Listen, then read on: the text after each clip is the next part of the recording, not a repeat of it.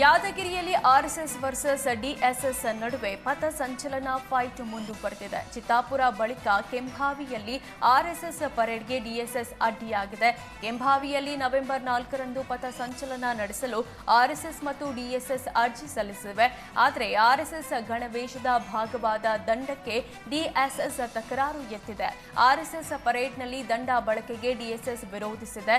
ದೊಣ್ಣೆ ಹಿಡಿದು ಪಥ ಸಂಚಲನ ಮಾಡಲು ಆರ್ಎಸ್ಎಸ್ ಗೆ ಅವಕಾಶ ನೀಡಬಾರದು ಅಂತ ತಾಲೂಕು ಆಡಳಿತಕ್ಕೆ ಡಿಎಸ್ಎಸ್ ಮನವಿ ಮಾಡಿದೆ. ಆದರೆ ದೊಣ್ಣೆ ಇಲ್ಲದ ಪಥ ಸಂಚಲನ ಅಪೂರ್ಣ, ದೊಣ್ಣೆ ಬಳಸಿಯೇ ಸಿದ್ಧ ಆರ್ಎಸ್ಎಸ್ ಸ್ಪಷ್ಟನೆ ನೀಡಿದೆ. ಇನ್ನು ಅದೇ ದಿನ ಸಂವಿಧಾನ ಪೀಠಿಕೆ ನೀಲಿ ಧ್ವಜ ಲಾಠಿ ಹಿಡಿದು ಪಥ ಸಂಚಲನ ನಡೆಸಲು ಡಿಎಸ್ಎಸ್ ನಿರ್ಧರಿಸಿದೆ. ಗದಗ ಜಿಲ್ಲಾ ಜೈಲಿನ ಮುಂದೆ ಬಿಲ್ಡಪ್ ರೀಲ್ಸ್ ಮಾಡಿದ್ದ rowdy sheeter Abdul Adur gang ವಿರುದ್ಧ ಎಫ್ಐಆರ್ ದಾಖಲಾಗಿದೆ. ಲಕ್ಷ್ಮೇಶ್ವರ ಪಟ್ಟಣದ rowdy sheeter Abdul Adur gang ಕಟ್ಕೊಂಡು ಗದಗ ಜಿಲ್ಲಾ ಕಾರಾಗೃಹದ ಮುಂದೆ ರೀಲ್ಸ್ ಮಾಡಿ ಸೋಷಿಯಲ್ ಮೀಡಿಯಾದಲ್ಲಿ ಪೋಸ್ಟ್ ಮಾಡಿದ್ದ. ಈ ಬಗ್ಗೆ ಸುವರ್ಣ ನ್ಯೂಸ್ನಲ್ಲಿ ವರದಿ ಪ್ರಸಾರ ಆಗಿತ್ತು. ವರದಿ ಪ್ರಸಾರದ ಬೆನ್ನಲ್ಲೇ ಆರೋಪಿಗಳ ವಿರುದ್ಧ ಎಫ್ಐಆರ್ ದಾಖಲಾಗಿದೆ. ಪೊಲೀಸರ ಮೇಲೆ ಹಲ್ಲೆ ಸೇರಿ 10ಕ್ಕೂ ಹೆಚ್ಚು ಕ್ರಿಮಿನಲ್ ಪ್ರಕರಣದಲ್ಲಿ ಅಬ್ದುಲ್ ಭಾಗಿಯಾಗಿದ್ದ. ಈ ಹಿಂದೆ ಹಲ್ಲೆ, ಬೆದರಿಕೆ ಪ್ರಕರಣಗಳಲ್ಲಿ ಜೈಲು ವಾಸ ಅನುಭವಿಸಿದ್ದ ಅಬ್ದುಲ್ ಇತ್ತೀಚೆಗೆ ಜೈಲಿನಿಂದ ಬಿಡುಗಡೆಯಾಗಿದ್ದ. ಈಗ ಜೈಲಿನ ಮುಂದೆಯೇ ರೀಲ್ಸ್ ಮಾಡಿದ್ದ ಆರೋಪಿ ಹಾಗೂ ಗ್ಯಾಂಗ್ ವಿರುದ್ಧ ಎಫ್ಐಆರ್ ದಾಖಲಾಗಿದೆ. ದಾವಣಗೆರೆಯ ಜೀವನಾಡಿ ಕುಂದುವಾಡ ಕೆರೆ ನೀರು ಕಲುಷಿತವಾಗಿದೆ. ಕೆರೆಯಲ್ಲಿ ಬೃಹದಾಕಾರದ ಮೀನುಗಳು ಸತ್ತು ತೇಲಾಡುತ್ತಿವೆ. ಇದರಿಂದ ದುರ್ವಾಸನೆ ಹರಡಿದ್ದು ಮೂಗು ಮುಚ್ಚಿಕೊಂಡು ಓಡಾಡುವ ಪರಿಸ್ಥಿತಿ ಬಂದಿದೆ. ಇದೇ ಕೆರೆಯಿಂದ ದಾವಣಗೆರೆಯ ಹಲವು ಭಾಗಗಳಿಗೆ ಕುಡಿಯುವ ನೀರು ಪೂರೈಸಲಾಗುತ್ತೆ. ಹೀಗಿದ್ರೂ ಮಹಾನಗರ ಪಾಲಿಕೆ ಅಧಿಕಾರಿಗಳು ಕೆರೆ ನೀರು ಶುಚಿಗೊಳಿಸದೆ ಜನರ ಆರೋಗ್ಯದ ಜೊತೆ ಚೆಲ್ಲಾಟವಾಡ್ತಿದ್ದಾರೆ. ನಿತ್ಯ ವಾಕಿಂಗ್ಗೆ ಬರ್ತಿದ್ದ ಜಿಲ್ಲಾಧಿಕಾರಿಗಳು ಈ ಸಮಸ್ಯೆ ಶುರುವಾದಾಗಿನಿಂದ ವಾಕಿಂಗ್ಗೆ ಬರ್ತಿಲ್ಲ ಅಂತ ವಾಯು ವಿಹಾರಿಗಳು ಆಕ್ರೋಶ ವ್ಯಕ್ತಪಡಿಸಿದ್ದಾರೆ.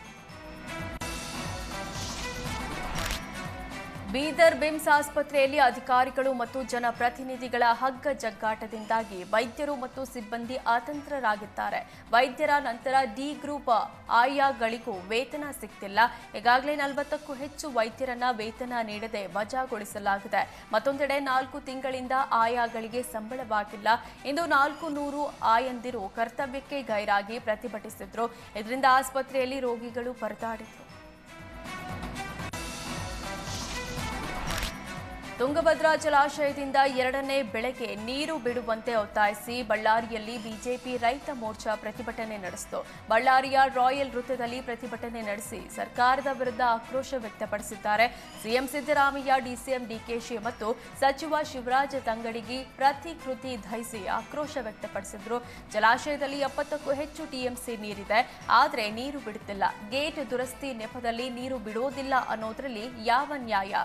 ನೀರಾವರಿ ಬಗ್ಗೆ ನಾಲೆಜ್ ಇಲ್ಲದ ಸಚಿವ ತಂಗಡಗಿ ಅಂತ ಮಾಜಿ ಶಾಸಕ ಸೋಮಶೇಖರ್ ರೆಡ್ಡಿ ಆಕ್ರೋಶ ವ್ಯಕ್ತಪಡಿಸಿದ್ದಾರೆ. ಈ ಬಾರಿ ಅತಿಯಾದ ಮಳೆಯಿಂದ ರೈತರಿಗೆ ನಷ್ಟವಾಗಿದೆ. ಹೀಗಾಗಿ 2ನೇ ಬೆಳೆಗೆ ತುಂಗಭದ್ರಾ ಜಲಾಶಯದಿಂದ ನೀರು ಬಿಡಬೇಕು ಅಂತ ಆಗ್ರಹಿಸಿದ್ದಾರೆ.